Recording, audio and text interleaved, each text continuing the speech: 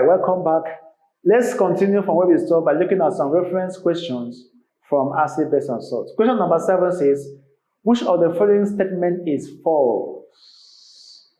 Look at it very well. So you pick the correct ones and leave the incorrect one. Okay, so the one that is false here is C. Why is it C? Because of these statements. All right, if this place was cathode, it could have been a false statement. Don't worry, maybe when we are looking at, okay, go back to the previous video and look at our lessons on electrolysis. You will understand the reason why this is a false answer. Okay, because cathode is a positively charged electrode. So, positively charged electrodes cannot attract what? A positive ion. That is why the answer here is, this one is odd. If this place was a cathode, okay, it could have been an odd answer.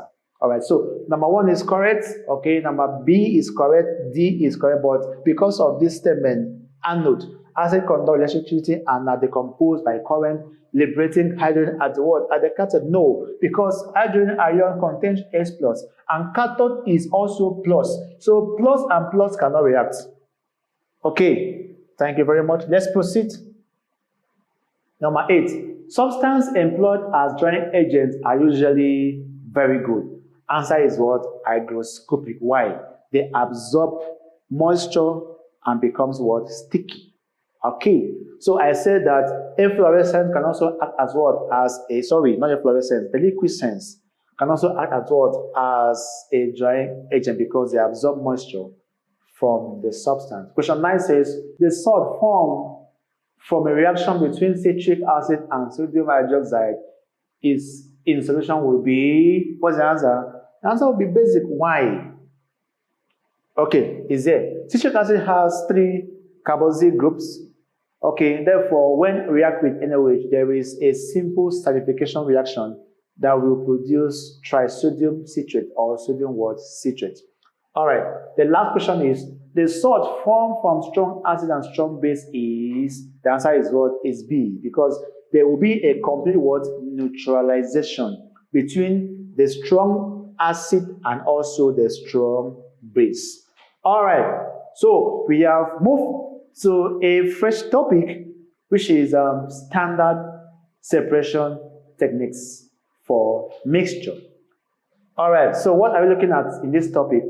We'll be able to look at some definition of terms with regards to the topic, which is a compound molecule mixture, and also look at the categories of separation and the type of techniques to be employed to do what? To separate the mixture. So what is an element to start with? It's a substance which cannot be split into 2 or more simpler substances by any known chemical world process. Okay, element is made up of atoms. Then what is the atom? Atom is a smallest part of an element that can exist alone and can take part in a chemical world reaction. That means that all elements are what? Are atoms, e.g. hydrogen, nitrogen, oxygen, and so on and so forth. Then molecule. Molecule is the smallest part of an element or a compound that can exist as a free or separate substance. I mean, it can exist alone and still retain its own chemical property. So that means that if you combine 2 atoms together, you have what? A molecule. For example, most of the gaseous substances are what? Are molecule. E.g., hydrogen gas is gotten from what? 2 atoms of hydrogen that give us what? H2. This is a gas. Is that okay? What of chlorine? Chlorine is gotten from where? 2 atoms of what? Of chlorine atom. And what do you have? You have chlorine gas, and so on and so forth. A compound is a substance which contains 2 or more elements that are chemically combined together. Chemically combined. Okay, that means they cannot be separated. They act as a single unit. Okay, for example, HCl, HSO4, HNO3, and so on and so forth. Then what is a mixture? A mixture contains 2 or more constituents that can easily be separated by physical means or method. All right. So the constituents of mixtures can be elements, can be a compound, can be both. Now the simple and the most common mixture is our mother's pot of soup. The soup we eat is a mixture.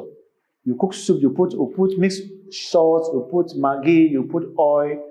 Okay, this is a typical example of what? Of mixture, and so on and so forth. Okay, so how can we separate a mixture of two solids? There are three processes involved in this. The first one is called sieving. All right, as you can see in the diagram, when you put two solids of different sizes together, all right, the one with the smaller size will pass through the mesh. Okay, so this is your sieve, all right, and you put the mixture of different sizes together. You can see the smaller part do what? Come down from the sieve, and the larger part remain inside the sieve. So when you have substances of different sizes, okay, so sieving is the best way in separating this kind of mixture. The second one is magnetic separation. From the word implies a magnet.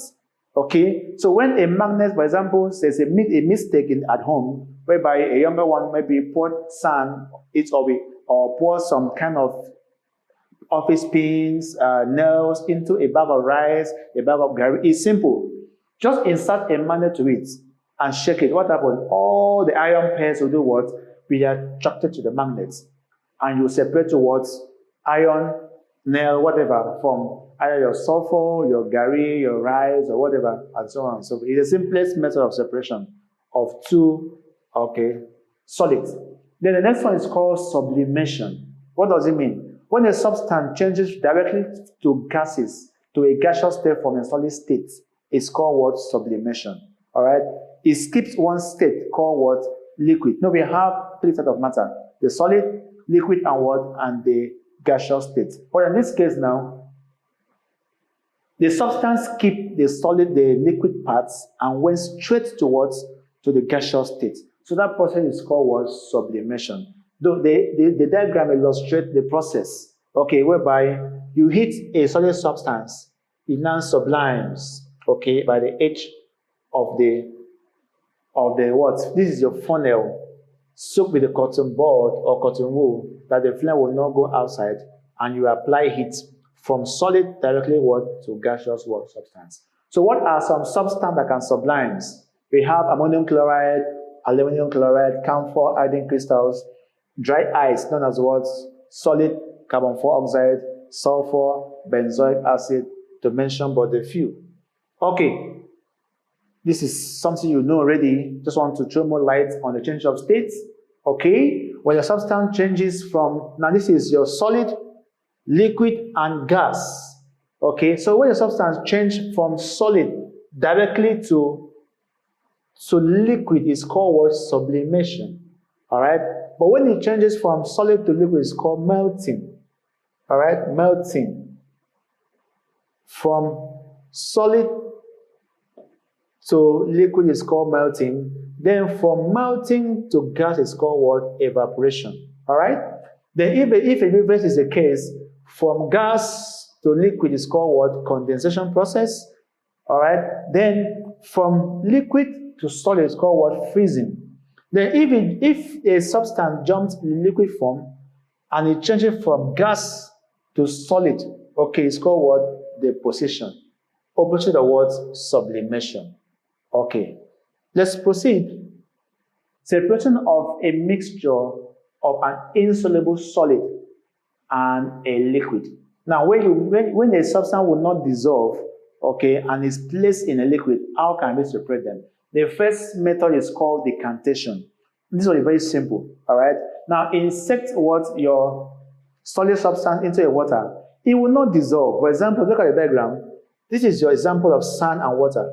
Sand will not dissolve in water. No matter the amount of water you use, it will still be sand. It will stay, it will now mix. Keep for some time, it will settle, and that is called what? Sedimentation. All right? The sand settles at the base, and the water floats.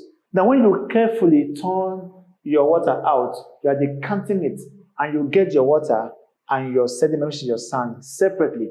So, this is an example of separating insoluble solid from where? From a liquid. The next process is called what? Centrifugation. This is mostly used in the hospital in separating blood group and blood samples, all right? And we work with density, all right? For example, this is called a centrifuge. This is a centrifuge, okay? This is the test tube. You insert the blood sample here. Now, the one that it has what a higher density will settle at the bottom. For example, let's say milk and water. Milk would, and of course, if you mix it together, you're going to have something different. If you mix cream and water came together, one will float, one will go down. The one that floats has what? A lighter density. It floats, all right? So when you insert this into the centrifuge and on, it will spin, okay? So the particles or the sample that has what? A smaller density will do what? Will be on top, all right? The one with the bigger density will go down and you separate what? The two sample together. That process is called what? Centrifugation what? Process. Just go through the write-up for more clarification. All right. Then the next one we're going to talk about is filtration. This is very simple. Very, very simple. All right. Now, when you apply, look at the diagram very well. All right. So this is our mixture of insoluble, solid, and a liquid. You can see some black substance here, all right? All right, so when you insert a filter paper into your funnel and you transfer your mixture into it, what happens? Now, the part of the mixture that is liquid will do what? Will pass through what? The porous filter paper, all right? And you obtain it from here. Now, the part that remains on the filter paper is your solid part, which is known as what? Your filtrate. Don't forget that. No, not filtrate. Residue. Residue is your solid portion after filtration, while filter is what? A liquid part after what? After filtration. So when you do this, you have separated what? A mixture of soluble liquid and also with a liquid and so on and so forth. So I've mentioned three parts now. I mentioned, first of all, decantation, all right? I mentioned what? Filtration. And what again I mentioned? Centrifugation. All right. Then let's go to the next process of separating a mixture. All right, which is what? Evaporation. All right. Now, is evaporation technically used to recover soluble solids from a solvent? Okay. For example, if I want to maybe get my salt, I dissolve my salt, and my salt is not does not dissolve completely in water. What do I do to obtain it back? This is my salt sample in my evaporation dish. Is that okay? And when I apply heat to it, you can see water now evaporates. If I keep on heating these salts, okay, the water will now evaporate all out of this evaporation dish. What do you mean what? You're going to have what? The salt that is remaining at the base of the container. Okay? That means that you have finally send out the water in form of vapor away from what? From your salt particle. So it is called what? Evaporation what? Process. Separating soluble liquid from what? From a solution. Okay, that means that already the salt is dissolved in the solution. But it can always be retrieved by what? By evaporation. Don't be confused between insoluble solid and soluble solid. Okay? Soluble solid means the solid itself are dissolved completely in water, but you can still regain it by what? Setting it on what? On fire. And all the water evaporates and you get back your salt. But when you talk of insoluble salt, that means that salt does not dissolve at all in water. You can use what? Filtration to get back your insoluble what? Salt. All right, the next process is called what? Crystallization. It's almost the same thing as evaporation. But here, you don't heat the salt, okay, to completely evaporate, all right? When you heat the salt, for example, this is a process, okay? You put your salt in a container, right? Stir it, place it on a Bunsen burner, heat it for a while, bring it down, allow it crystal to form, and you filter it out.